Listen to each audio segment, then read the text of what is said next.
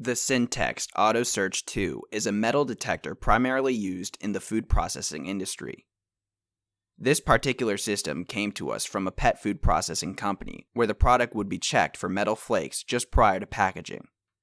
This particular system had a problem in the control board, which we were able to fix with the aid of our in-house test system.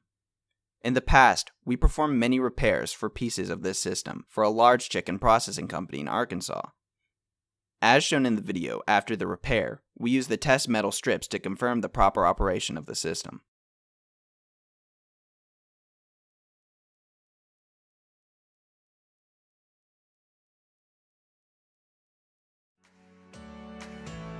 Thanks for checking out the video.